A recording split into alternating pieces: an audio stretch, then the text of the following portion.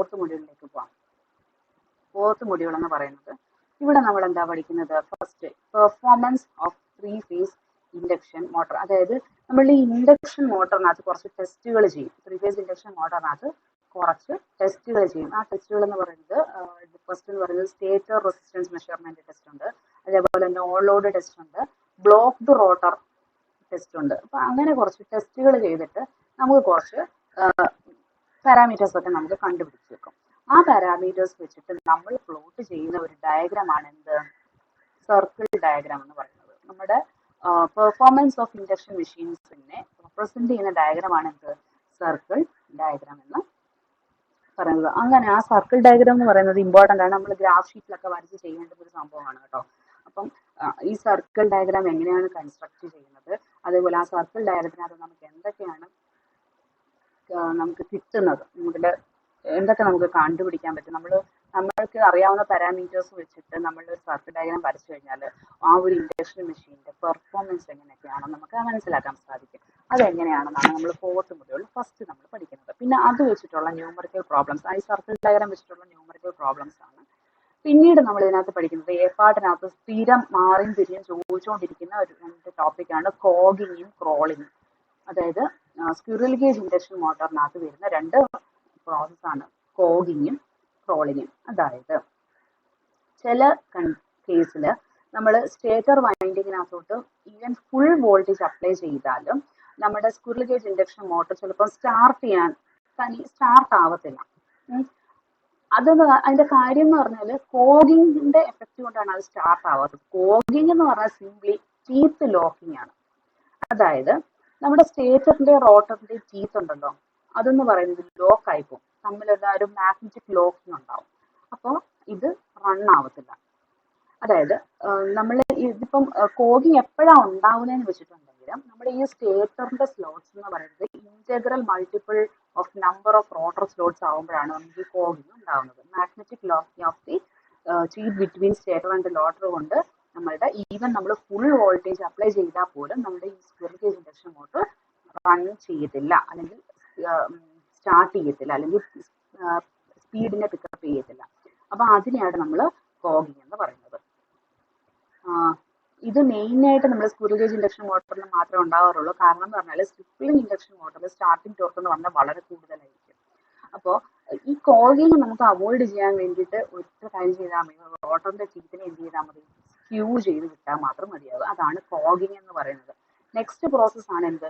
Crawling എന്ന് പറയുന്നത്. അതായത് ഒരു 3-phase ഇൻഡക്ഷൻ മോട്ടറിൽ സ്പെഷ്യലി കേജ്, അതായത് സ്ക്വിറൽ കേജ് ഇൻഡക്ഷൻ മോട്ടറിന്റെ കേസിൽ അതിന് ഒരു സബ്സിൻക്രണസ് സ്പീഡിൽ റൺ ചെയ്യാൻ ഒരു ടെൻഡൻസി ഉണ്ടാകും. സബ്സിൻക്രണസ് സ്പീഡ് എന്ന് പറയുന്നത് സിൻക്രണസ് സ്പീഡ് ബൈ 7 അല്ലെങ്കിൽ 1/7 ഓഫ് ദി സിൻക്രണസ് സ്പീഡിൽ സ്ക്വിറൽ ഗേജ് ഇൻഡക്ഷൻ മോട്ടറിന് വർക്ക് ചെയ്യാനുള്ള ഒരു ടെൻഡൻസി കാണും. ഓക്കെ, അപ്പോൾ അതിന് നോർമൽ സ്പീഡിനെ പിക്കപ്പ് ചെയ്യാൻ പറ്റത്തില്ല. അങ്ങനെയുള്ള ഒരു ടെൻഡൻസിനെയാണ് നമ്മൾ എന്തെന്ന് പറയുന്നത്? ക്രോളിംഗ് എന്ന് പറയുന്നത്. ഓക്കെ, അതാണ് ക്രോളിംഗ്. അപ്പോൾ ക്രോളിങ്ങും കോഗിങ്ങും ഭയങ്കര ഇമ്പോർട്ടൻ്റ് ആയിട്ടുള്ള ഒരു ക്വസ്റ്റ്യൻ ആണ്. ഓക്കെ, എന്ന് പറയുന്നത് മൊഡ്യൂൾ 4. അപ്പോൾ ഇതിന്റെ ഏറ്റവും ഇമ്പോർട്ടൻ്റ് ആയിട്ട് ചോദിക്കുന്ന ക്വസ്റ്റ്യൻസ് എന്ന് പറയുന്നത് സർക്കിൾ ഡയഗ്രത്തിന്റെ പ്രോബ്ലംസ്, പിന്നീട് ചോദിക്കുന്നത് കോഗിങ്ങും ക്രോളിങ്ങും മാറിയും തിരിഞ്ഞും എല്ലാം ചോദിച്ചുകൊണ്ടിരിക്കുന്ന ക്വസ്റ്റ്യൻസ് ആണ് കേട്ടോ. പിന്നീട് വരുന്നത് ഡബിൾ കേജ് ഇൻഡക്ഷൻ മോട്ടർ. എന്താണ് ഡബിൾ കേജ് ഇൻഡക്ഷൻ മോട്ടർ? നമ്മളിപ്പോൾ സ്ക്വിറൽ കേജ് പറഞ്ഞില്ല, അപ്പോൾ അത് ഒരു കേജ് അല്ല, പകരം എന്തുണ്ടാവും? 2 കേജ് ഉണ്ടാവും.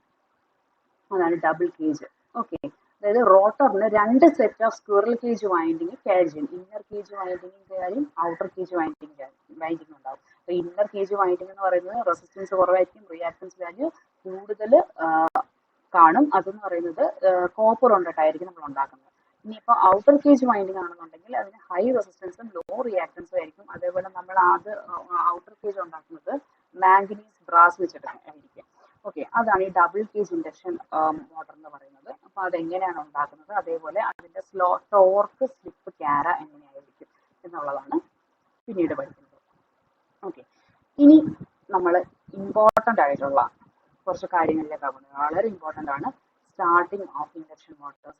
ഇൻഡക്ഷൻ മോട്ടറിനെ എങ്ങനെ സ്റ്റാർട്ട് ചെയ്യാം, അതിന് മുന്നേ എന്താണ് ഒരു സ്റ്റാർട്ടർ എന്ന് പറഞ്ഞിരിക്കുന്നത്. അതായത് ഒരു ഇൻഡക്ഷൻ മോട്ടറിന്റെ കേസിൽ സ്റ്റാർട്ടിങ്ങിന്റെ സമയത്ത് മോട്ടർ എന്ന് പറയുന്നത് സ്റ്റാൻഡ് സ്റ്റിൽ കണ്ടീഷൻ ആയിരിക്കും. അപ്പം ആ സ്ക്വിറൽ കേജ് റോട്ടർ എന്ന് പറയുന്നത് എന്തായിരിക്കും, ഒരു short circuited secondary of transformer പോലെ ആയിരിക്കും അത് ആക്ട് ചെയ്യുന്നത്.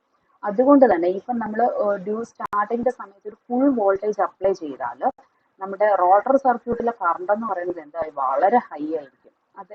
അതുകൊണ്ട് തന്നെ കോൺസിക്വന്റ്ലി സ്റ്റേറ്റർ എന്ന് പറയുന്നത് സപ്ലൈ നിന്നും ഒരുപാട് കറണ്ട്, ഹൈ കറണ്ട് ഡ്രോ ചെയ്യും.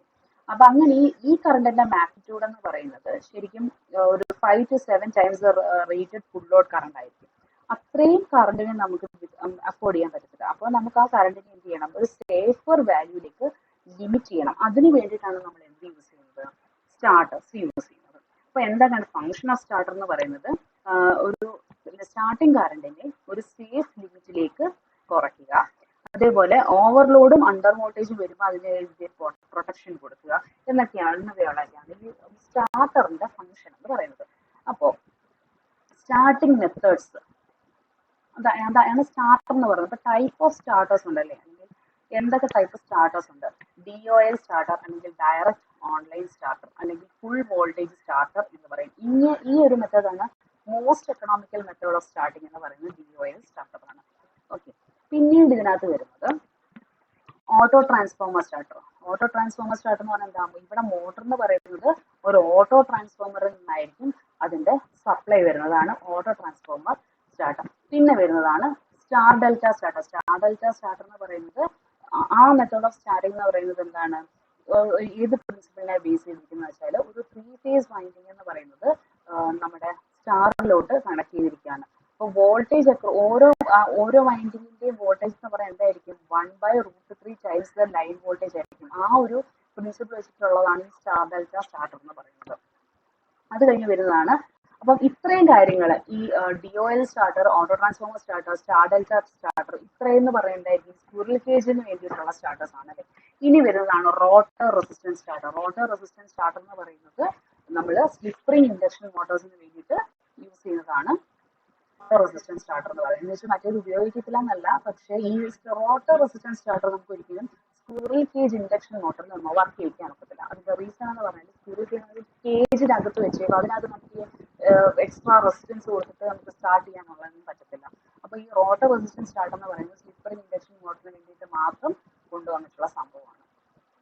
ഓക്കെ, അപ്പോൾ അത് വരുന്ന ന്യൂമറിക്കൽ പ്രോബ്ലംസ്. ഈ ന്യൂമറിക്കൽ പ്രോബ്ലംസ് ചോദിച്ച് കണ്ടില്ലെങ്കിലും സ്ഥിരം ചോദിച്ചുകൊണ്ടിരിക്കുന്നത് ടൈപ്സ് ഓഫ് സ്റ്റാർട്ടിംഗ് മെത്തേഡ്സ് ആണ്. അതിൽ ഏതെങ്കിലും ചിലപ്പോൾ ഇഷ്ടമുള്ള 2-3 എഴുതാൻ ചോദിക്കാം. അതല്ലാന്നുണ്ടെങ്കിൽ ഏതെങ്കിലും ഒരു മെത്തേഡ് തന്നിട്ട് അതിനെ വരച്ച്, അതായത് വിത്ത് നീറ്റ് സ്കെച്ച് വെച്ചിട്ട് നമുക്ക് അതിനെ എക്സ്പ്ലെയിൻ ചെയ്യാൻ ചോദിച്ചു കണ്ടിട്ടുണ്ട്. അപ്പോൾ അതും ഒരു ഇമ്പോർട്ടൻ്റ് ആയിട്ടുള്ളൊരു ടോപ്പിക്കാണ്. Starting methods of induction Motors. പിന്നീട് നമ്മൾ ഇതിനകത്ത് പഠിക്കുന്നത് ബ്രേക്കിംഗ് ആണ്. ബ്രേക്ക് ചെയ്യുക എന്ന് പറഞ്ഞാൽ എന്താണ്, അതിനെ സ്റ്റോപ്പ് ചെയ്യുക, അതാണല്ലേ braking of induction motors. Induction മോട്ടറിനെ എങ്ങനെ നമുക്ക് സ്റ്റോപ്പ് ചെയ്യാൻ പറ്റും, ഓക്കെ, അല്ലെങ്കിൽ ബ്രേക്ക് ചെയ്യാൻ പറ്റും. അപ്പൊ ഏറ്റവും സിമ്പിൾ ആയിട്ട് നമുക്ക് ഇൻഡക്ഷൻ മോട്ടറിനെ സപ്ലൈയിൽ നിന്നും സ്റ്റോപ്പ് ചെയ്യാൻ വേണ്ടിയിട്ട് നമ്മൾ യൂസ് ചെയ്യുന്ന ഒരു ടെക്നിക്കാണ് എന്ത് പറയുന്നത്, ഫസ്റ്റ് വൺ പ്ലഗിങ്. പ്ലഗിങ് എന്ന് പറയുന്നത് നമുക്ക് ഇതിന്റെ ഫേസിന്റെ കണക്ഷൻസ് ഏതെങ്കിലും അങ്ങോട്ടും ഇങ്ങോട്ടും മാറ്റി ഇന്റർചേഞ്ച് ചെയ്ത് കൊടുത്താൽ നമുക്ക് പ്ലഗിങ് അച്ചീവ് ചെയ്യാൻ പറ്റും കേട്ടോ. അപ്പം ഏറ്റവും ഇക്കണോമിക്കൽ ആയിട്ടുള്ളതാണ് പ്ലഗിങ്. പിന്നെ വരുന്നത് ഡൈനാമിക് ബ്രേക്കിംഗ്, അല്ലെങ്കിൽ ഇതിനെ നമുക്ക് റിയോസ്റ്റാറ്റിക് ബ്രേക്കിംഗ് എന്ന് പറയാം കേട്ടോ. റിയോസ്റ്റാറ്റിക് ബ്രേക്കിംഗ് എന്ന് പറയാറുണ്ട്, റിയോസ്റ്റാറ്റിക് ബ്രേക്കിംഗ്. പിന്നീട് വരുന്നത് റീജനറേറ്റീവ് ബ്രേക്കിംഗ്. ഇത്രയാണ് ഇമ്പോർട്ടൻ്റ് ആയിട്ടുള്ള braking methods: plugging, dynamic braking, regenerative braking. അത് കഴിഞ്ഞ് പിന്നീട് നമ്മൾ പഠിക്കുന്നതാണ് സ്പീഡ് കൺട്രോൾ. എങ്ങനെയാണ് നമ്മളുടെ ഇൻഡക്ഷൻ മെഷീൻസ് അല്ലെങ്കിൽ ഇൻഡക്ഷൻ മോട്ടറിനകത്ത് നമ്മൾ സ്പീഡിനെ കൺട്രോൾ ചെയ്യുന്നത്. അപ്പോൾ ഒരു 3 ഫേസ് ഇൻഡക്ഷൻ മോട്ടറിന്റെ കേസിൽ പ്രാക്ടിക്കലി ഒരു കോൺസ്റ്റന്റ് സ്പീഡാണ്. Like DC shunt motor, load കൂടുമ്പോൾ ഏതാണ്ട് കോൺസ്റ്റന്റ് ആണ്, പക്ഷെ ഒരു സ്ലൈറ്റ് വേരിയേഷൻ മാത്രമേ കാണത്തുള്ളൂ. അപ്പൊ എങ്ങനെയൊക്കെയാണ് നമ്മൾ ഈ സ്പീഡിനെ കൺട്രോൾ ചെയ്യുന്നത്. അതിന്റെ സ്പീഡിനെ കൺട്രോൾ ചെയ്യാനുള്ള മെത്തേഡ്സ് ആണ് stator voltage control, V/F control അല്ലെങ്കിൽ voltage frequency control, rotor resistance control. അപ്പൊ റോട്ടർ റെസിസ്റ്റൻസ് കൺട്രോൾ എന്ന് കാണുമ്പോഴേ അറിയാം നമുക്കത് എന്തിനു വേണ്ടിയിട്ട് മാത്രമുള്ളതായിരിക്കും, സ്ലിപ്പ് റിങ്ങിന് വേണ്ടിയിട്ട് മാത്രമുള്ള കൺട്രോൾ ആയിരിക്കും അല്ലേ. അപ്പൊ എങ്ങനെയൊക്കെയാണ് സ്പീഡ് കൺട്രോൾ ചെയ്യുന്നത്. അപ്പോൾ ഇത് ഇമ്പോർട്ടൻ്റ് ആയിട്ടുള്ള ഒരു ടോപ്പിക്കാണ്. അപ്പോൾ ഈ 4th മൊഡ്യൂളിൽ നമുക്ക് ഒരിക്കലും വിട്ടുകൂടാൻ പറ്റാതെ പഠിക്കേണ്ടതാണ് സ്റ്റാർട്ടിങ് മെത്തേഡ്സ്, അതേപോലെ ബ്രേക്കിങ്, അതേപോലെ പിന്നെ ഉള്ളത് എന്താണ് സ്പീഡ് കൺട്രോൾ. ഇതിൽ ഏതെങ്കിലും ഒന്ന്, ഈ സ്റ്റാർട്ടിങ് മെത്തേഡോ ബ്രേക്കിംഗ് മെത്തേഡോ അല്ലെങ്കിൽ സ്പീഡ് കൺട്രോൾ ഏതെങ്കിലും ഒന്ന് എപ്പോഴും സ്ഥിരമായിട്ട് നമ്മുടെ എസ്എ പാർട്ടിൽ ചോദിച്ചുകൊണ്ടിരിക്കുന്ന ക്വസ്റ്റ്യൻസ് ആണ് കേട്ടോ. അപ്പൊ ഇത്രയാണ് നമ്മുടെ 4th മൊഡ്യൂൾ എന്ന് പറയുന്നത്. 4th മൊഡ്യൂളിൽ പ്രോബ്ലംസ് ഉണ്ടെങ്കിലും കൂടുതലൊരു 70% എന്താണ് തിയറിയാണ് ചോദിച്ചു കണ്ടിട്ടുള്ളത്. ഓക്കെ, അപ്പൊ നമുക്ക് ലാസ്റ്റ് മൊഡ്യൂളിലേക്ക് പോകാം. 5th module. 5th മൊഡ്യൂൾ അപ്പം നമ്മൾ ഇൻഡക്ഷൻ മോട്ടറിന്റെ കാര്യങ്ങളൊക്കെ നമ്മൾ പറഞ്ഞു വെച്ചിട്ടുണ്ടല്ലേ. ഇനിയിപ്പം നമ്മൾ എന്താ പറയുന്നത്, induction generator. Okay, induction generator എങ്ങനെയൊക്കെയാണ് ഇൻഡക്ഷൻ ജനറേറ്റർ വർക്ക് ചെയ്യുന്നത്, അതേപോലെ അതിന്റെ principle of operation. Principle of operation എന്ന് പറയുന്നത് എന്താണ്, ഇലക്ട്രോമാഗ്നറ്റിക് ഇൻഡക്ഷൻ തന്നെയാണ് പ്രിൻസിപ്പിൾ ഓഫ് ഓപ്പറേഷൻ എന്ന് പറയുന്നത്. അതേപോലെ grid connected and self excited operation of induction generators വളരെ ഇമ്പോർട്ടൻ്റ് ആയിട്ടുള്ള ഒരു ടോപ്പിക്കാണ്. ഒരുപാട് തവണ യൂണിവേഴ്സിറ്റി എക്സാമിന് ചോദിച്ചിട്ടുള്ള ഒരു ടോപ്പിക്കാണ് ഇൻഡക്ഷൻ ജനറേറ്ററിന്റെ ഗ്രിഡ് കണക്റ്റഡ് ഓപ്പറേഷനും അതേപോലെ സെൽഫ് എക്സൈറ്റഡ് ഓപ്പറേഷനും. അത് സെപ്പറേറ്റ് ആയിട്ടും ചോദിച്ചിട്ടുണ്ട്, ചേർത്തും ചോദിച്ചിട്ടുണ്ട്. പിന്നെ torque slip characteristics of induction machine, അത് പഠിച്ചിട്ട് നമ്മൾ ഇക്വേഷൻസ് ഒക്കെ വെച്ചിട്ട് നമ്മൾ ഗ്രാഫ് വരച്ച് തന്നെ പഠിക്കുന്നതാണ്. അപ്പോൾ ഈ മൊഡ്യൂൾ 5 ഇമ്പോർട്ടൻ്റ് ആയിട്ടുള്ള മെയിൻ ക്വസ്റ്റ്യൻ എന്ന് പറയുന്നത് ഗ്രിഡ് കണക്റ്റഡ് ഓപ്പറേഷനും അതേപോലെ എന്താ സെൽഫ് എക്സൈറ്റഡ് ഓപ്പറേഷൻ. ഇത് രണ്ട് ഇമ്പോർട്ടൻ്റ് ആയിട്ടുള്ള ക്വസ്റ്റ്യൻസ് ആണ്.